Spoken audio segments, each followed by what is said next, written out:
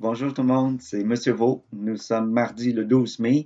C'est le bloc d'enseignement numéro 2 à distance. Avant de commencer, j'aimerais vous porter une attention particulière sur les nouvelles directives du ministère de l'Éducation.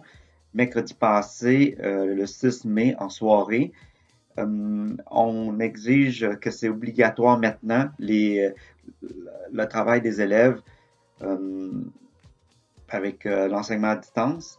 Et vos traces, vous devez m'envoyer par Shobi. De cette façon, je vais pouvoir vous noter pour la note de la troisième étape, aussi votre bilan. Donc, je vous souhaite une bonne semaine. Aujourd'hui, 12 mai 2020, ECR Sondaire 2, Monsieur Vaux. Je vais vous présenter deux articles. L'article numéro 1 sur la religion. Les paroisses sont en difficulté financière. Montréal, des milliers d'églises à travers le Canada ont suspendu leur célébration en personne de l'Eucharistie pour éviter la propagation du nouveau coronavirus, et ces fermetures ont rendu une situation déjà difficile encore plus complexe, notamment au Québec, là où les églises sont de moins en moins achalandées depuis quelques décennies.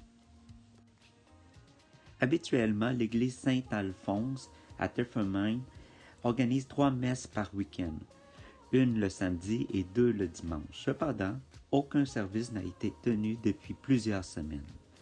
Nous ne sommes pas en péril, insiste le curé de la paroisse Saint-Alexandre, Jean-Luc Laflamme, mais l'impact économique de la pandémie de la COVID-19 est réel.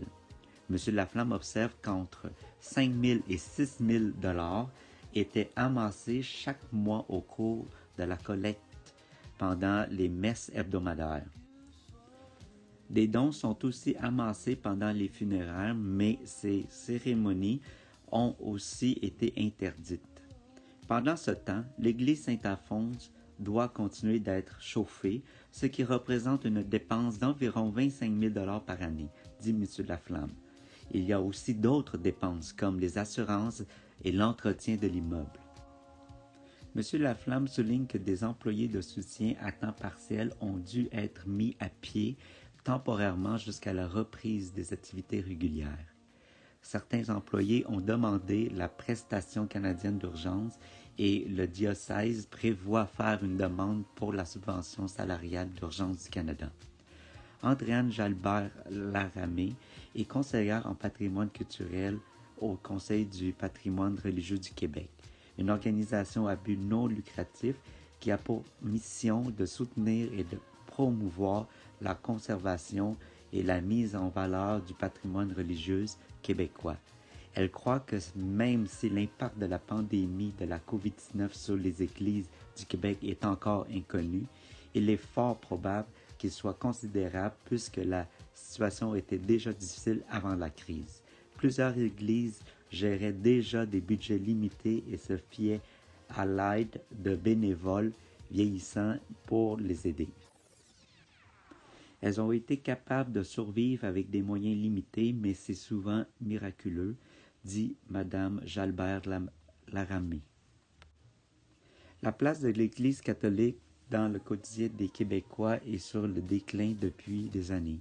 Selon l'enquête nationale auprès des ménages de 2011, près de 75% des Québécois s'identifient comme catholiques. Cependant, moins d'une personne sur 10 dit assister souvent à des services religieux, le plus faible taux au Canada selon un sondage léger effectué en mai 2019. Sur la rive sud, Paul de Liu mentionne que sa paroisse a connu une chute de 30% de ses revenus depuis la fermeture en lien à la pandémie à la mi-mars. Les chefs religieux hésitent à demander l'aide des membres de leur paroisse en raison de la situation financière de nombreuses familles pendant la crise. C'est difficile de demander de l'aide quand des gens perdent leur emploi, souligne M. de Liu.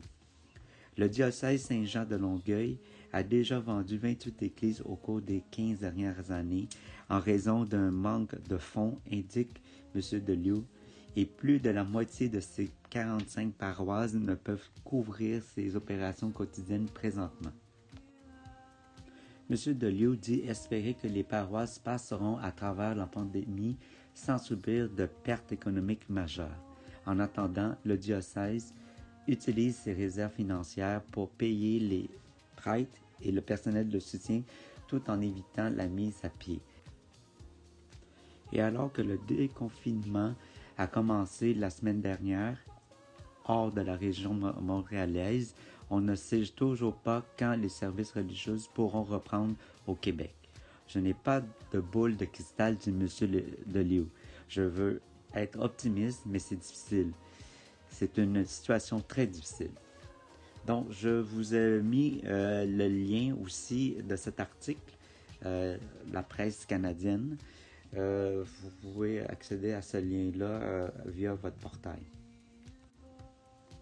Question 1. Selon vous, est-ce que la religion catholique devrait être considérée importante dans notre société québécoise d'aujourd'hui? Écrivez un paragraphe pour expliquer votre réflexion à ce sujet. Article 2 sur l'éthique. Se laver les mains sans eau. Depuis le début de la pandémie de COVID-19, la principale mesure de protection mise de l'avant est le lavage des mains avec du savon pendant 20 secondes. Ce qui va de soi dans notre pays ne le va vraiment pas ailleurs sur la planète, en particulier auprès des populations les plus démunies, à se rappeler lors de notre prochain lavage de mains.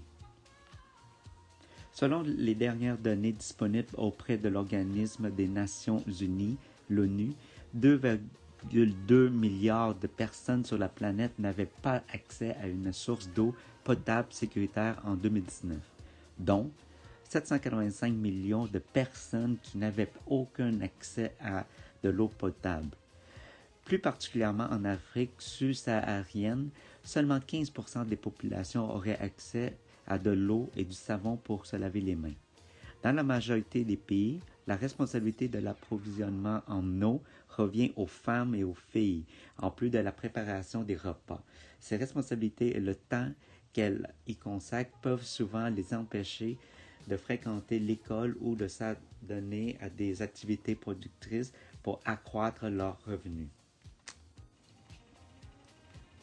L'accès à une source d'eau potable est rendu encore plus difficile vu le manque d'accès à des infrastructures d'assainissement sécuritaires, en clair des toilettes et des latrines.